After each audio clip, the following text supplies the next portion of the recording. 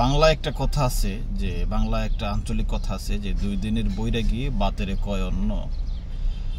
আমাদের যে এনসিপি, নতুন ছাত্রদের যে দল গঠন করছে এনসিপি, এবং তাদের যে নেতা এবং কর্মীরা আছে, কেন্দ্রীয় নেতৃবৃন্দ, আবার সমন্বয়ক, অন্যদিকে সমন্বয়ক, তাদের কথাবার্তা মানে শুনলে অনেক সময় এতটা বিরক্ত লাগে যে কিছুদিন আগে মাহফুজ আলম বলছে যে জামাত শিবিরের রাজনীতি নিয়ে, যে জামাত শিবিরকে এদেশে রাজনীতি করতে দিব না, তাদের রাজনীতি করার অধিকার নাই, 71-এর বিষয়ে কি সে আবার নতুন করে জানতে চায়। 71 করতে করতে 54 বছর পার হয়েছে তার, এই যুগে আইসাও, এই সময় আইসাও তার এটা বোধগম্য হয় না। কি ইডিয়েট ধরনের চিন্তা ভাবনা। তারপরে কিছুদিন আগে প্রায় 3 মাস হবে, 3 থেকে 3-2.5 মাস হবে, সমন্বয়ক নাসির উদ্দিন পাটোয়ারি মুজিববাদের কথা বলতে গিয়া সেখানে জিয়াবাদের কথা বলা হয়েছে যে মুজিববাদ আর জিয়াবাদের যে রাজনীতি চলে আসছে সেটাকে ভেঙে দিব, সেটাকে করতে দিব না।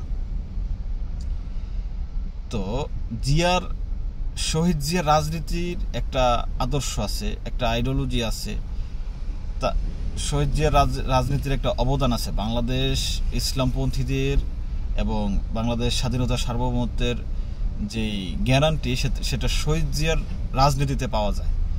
সেটার সাথে এই ফেসিবাদীর আইকন মুজিববাদের সাথে নিয়ে তুলনা করছে।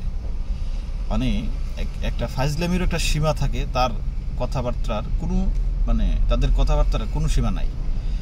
যে উপদেষ্টা মাহফুজ আলম, তার কথাবার্তা মনে হয় যে কি সেই সব কিছু, সেই প্রধানমন্ত্রী, সেই রাষ্ট্রপতি এমনভাবে কথাবার্তা বলে, এটা করতে দেব না, সেটা করতে দেব না। কিন্তু এই যে বিপ্লবের পরে জনগণ যে তাকে ম্যান্ডেট দিয়েছে তাদেরকে, তারা সেটা কোনো ভ্রুক্ষেপই করেন। এই যে অবস্থা চলতে থাকলে তখন একটা কথা বলছিলাম যে এই অবস্থা চলতে থাকলে তারা বেশি দূর যাবে না। গতকালের একটা প্রোগ্রাম, এখানে 60-70 জন, সর্বোচ্চ 1 থেকে 150 মানুষ হবে। কেন্দ্রীয় পর্যায়ের সবাই ছিল এখানে, হাসানাত, সার্জিস, তারপরে নাসির উদ্দিন পাটোয়ারি, নাহিদ আলম, সবাই ছিল। কিন্তু লোক দেখা গেল কি 100, সর্বোচ্চ 200, রিক্সাওয়ালা টিক্সাওয়ালা সবকিছু মিলে 200 হবে। তো এই যে একটা অবস্থান, প্রথমে তাদের একটা ভালো একটা অবস্থান ছিল যখন তারা জুলাই 24-এর পরে তাদেরকে মানুষের সম্মান দিত। এমনকি যখন খালেদা জিয়ার সাথে দেখা করে, খালেদা জিয়াও তাদের ব্যাপারে খুবই ছিল, একটা সফট কর্নার ছিল। কিন্তু তাদের বর্তমান কথাবার্তা শুনে শুধু খালেদা জিয়া না, প্রত্যেকটা সচেতন নেতৃবৃন্দ তাদের কথায় একটা বিরক্ত এবং তাদের ভিতরে একটা হিংস্রতা চলে আসছে।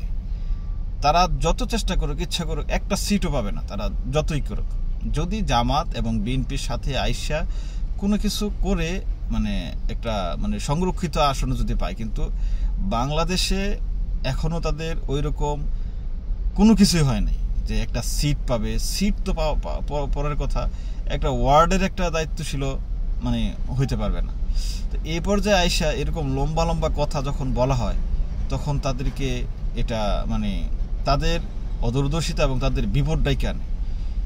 তাদেরকে যদি প্রথম থেকে তো ছাত্রদল, তারপরে বিএনপির সবাই, জামাত শিবির সহ সবাই তাদেরকে সমর্থন দিছে, কিন্তু তাদের রাজনৈতিক প্রতিপক্ষ হিসেবে রাজনৈতিক যে মতানৈক্যের কারণে ছাত্রদল তাদের থেকে সরে যায়। ছাত্রদল তাদের মধ্যে একটা মারমুখী অবস্থানে চলে আসে। তখন জামাত শিবির তাদেরকে তাদের গাইড করতেছে বলতে তাদেরকে বিভিন্ন ইয়েতে সমর্থন করতেছে তাদের কার্যকলাপকে। যদি না করতো তাহলে ছাত্রদল ভাইদের যে চরতাপ্পর খাইয়া তারা ওইখানে শেষ হয়ে যেত।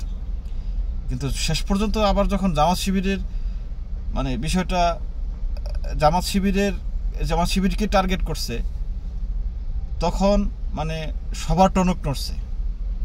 এখন গতকালের যে এই সমাবেশ হয়েছে তাদের নির্বাচন ভবনের সামনে, এটার মতো লজ্জা, কারণ তাদের এই সময়ে 9 মাসের 10 মাসের মাথায় এসে তাদের এই 100-150 তাদের সমর্থক এটা কি করে হয়, এটা তো তাদের একটা দেউলিয়ার একটা মানে প্রমাণ, তারা যে দেউলিয়া হয়ে গেছে এটাই মানে সবচেয়ে বড় প্রমাণ।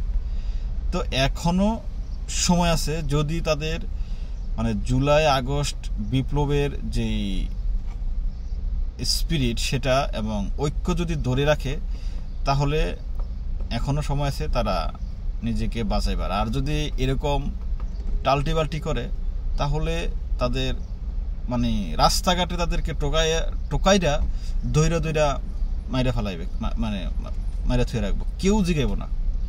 এখনো সময় আছে তাদেরকে যে সঠিক চিন্তা ভাবনায় কথাবার্তা বলা, কথাবার্তা যখন বলে তখন হিসাব নিকাশ করে বলতে হবে।